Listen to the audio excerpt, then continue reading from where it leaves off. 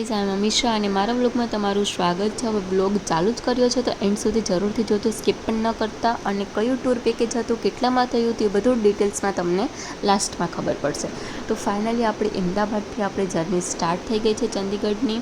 અને આપણે next day બીજા દિવસે આપણે ચંદીગઢ પહોંચવાના હતા. જેવા અમે સવારે ચંદીગઢ પહોંચ્યા તેવું બાર સ્ટેશનની બહાર નીકળતા ભેગે જ અમારી મિની બસ અમારો વેઇટ કરતી હતી. ને બધાના લગેજ બગેજ બધું મૂકી ગયું હતું અને બધા પોતાની સીટ ઉપર બેસી ગયા હતા. સવારમાં અમને મારા સ્કૂલના દિવસો યાદ આવી ગયા, કેમ કે સ્કૂલમાં જેમ આપણી હાજરી પુરાતી હતી તેમ જ અમારી હાજરી પુરાતી હતી. અને અમે નીકળી ગયા શિમલા જવા માટે. જેમ જેમ બસ આગળ વધતી હતી એમ અમારી એક્સાઇટમેન્ટની હાઇટ પણ એટલી વધતી જતી હતી ને કે નીચે જ નહોતી આવતી પાછી. અને ફાઇનલી એક હોલ્ટ લીધો અમે રસ્તામાં અને ડાયરેક્ટલી પછી પહોંચી ગયા શિમલા. અને હોટલનું નામ હતું ગૂગલ ઇન કરીને અને રૂમ પણ સરસ હતો. તો ચલો તમને રૂમ બતાવીએ.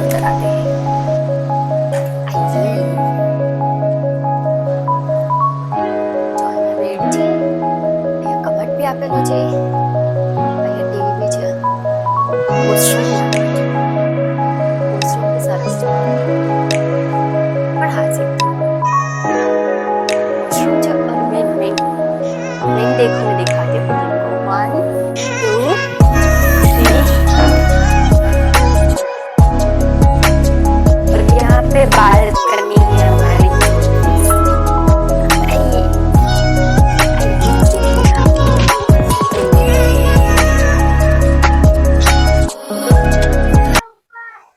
What view! Look at this. It's beautiful.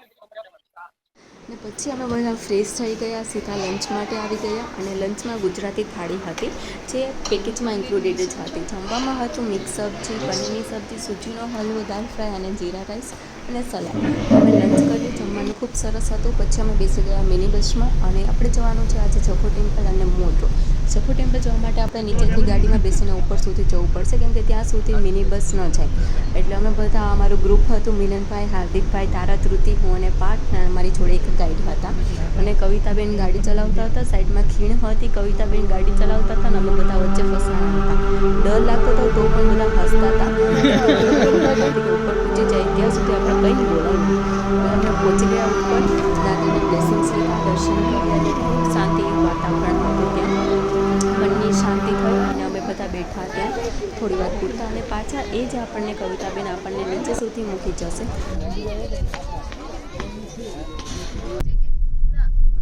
કવિતાબેને જે અમને આ રોલર કોસ્ટર રાઇડ્સ કરાવી છે ને તે અમને લાઈફ ટાઈમ યાદ રહેશે. અમને અને તમને પણ યાદ કરશો અને જે રાઇડ્સ પણ યાદ કરશો.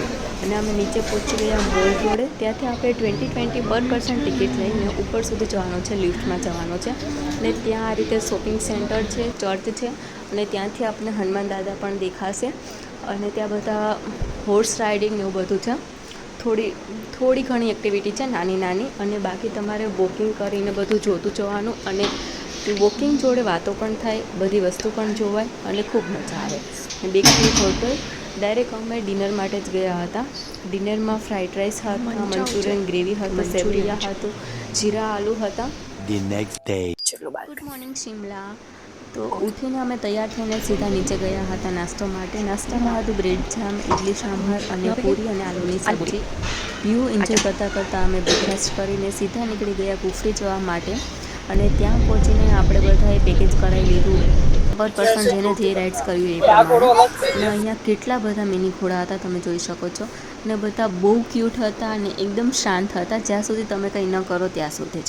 તમે રાડું નાખશો તો તમને પણ માર પડશે. એટલે તમે બેસો તો શાંતિથી બેસો, કંઈ નહીં કરે અને ખાલી બસ એન્જોય કરો. એટલે અમે અમારા ઘોડામાં બેસી ગયા અને મારા ઘોડાનું નામ હતું બાદલ, જે ખૂબ શાંત હતું, ખરેખર શાંત હતું.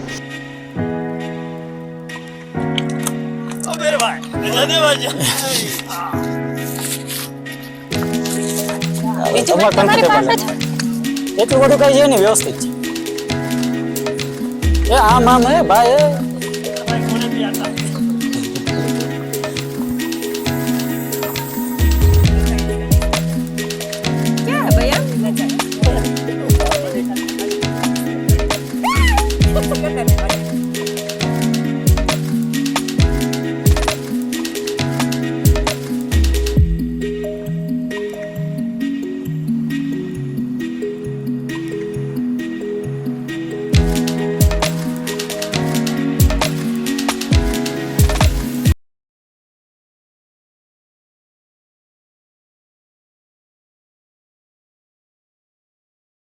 અહીંયા ફૂડ સ્ટોલ અને શોપિંગ સ્ટોર ને એવું બધું નાનું નાનું હતું, બધું કેપ ને સ્વેટર્સ ને એવું નાનું નાનું બધું મળતું હતું.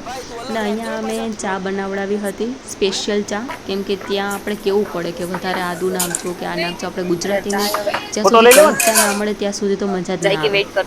તો ચા અને મેગી ખાધી ને પછી અમે જવા માટે બધા નીકળી ગયા. આ અમારું આખું ગ્રુપ છે, જો બધા હાઈ કરતા થાય છે, બધાય પોતપોતાના બ્લોગિંગમાં હતા ને કોઈનો બ્લોગ ખતમ નહીં થયો. ને આ આપણને કહેતા હતા કે તમારા ઉપરથી દૂરબીનમાંથી કૈલાસ પર્વત દેખાશે, એક મહેલ દેખાશે, બધું મને લાગ્યું રૂબરૂ લઈ જતા હશે, પણ એવું હતું નહીં, દૂરબીનમાંથી જ જોવાનું હતું. તેમાંથી અમુક દેખાતું હતું ને અમુક નહોતું દેખાતું. અને સાઈડમાં ત્યાં આ એક મંદિર હતું, ત્યાં અમે દર્શન કર્યા. પછીથી અમે એટીવી રાઇડ્સમાં બેસીને નીચે ગયા હતા. ત્યાં એપલ ગાર્ડન હતું, જોકે ત્યાં કંઈ હતું નહીં, એક ઝીપલાઇન ને એવું નાનું નાનું હતું બધું. હા, તો અમે બધાએ કપલવાળી ઝીપલાઇન કરી હતી. એમાં બહુ મજા આવી હતી, નાની જેવી હતી પણ મજા આવતી હતી. અને ઝીપલાઇન ત્રણ એક્ટિવિટી હતી, તો બધાએ પોતપોતાની એક્ટિવિટી કરી અને અમે બધાએ સિંગલ પાછી ઝીપલાઇન કરી હતી, કેમ કે એમાં મજા આવતી હતી. પાછા બેક ટુ હોટલ આવીને બધાએ ડિનર કર્યો અને ડિનર કરીને બધાએ ગરબાની મોજ માણી, કેમ કે ગુજરાતી હોય ત્યાં ગરબા વગર તો અધૂરું જ હોય બધું, હે ને. તો બધાએ ખૂબ ગરબા રમ્યા અને અહીંયા અમારા શિમલાના 2 દિવસ ખતમ થઈ ગયા. કેમ ખતમ થઈ ગયા કંઈ ખબર ન પડી, પણ લાઈફ ટાઈમ મેમોરીઝ રહી ગઈ અને શિમલાની ભરપૂર યાદ.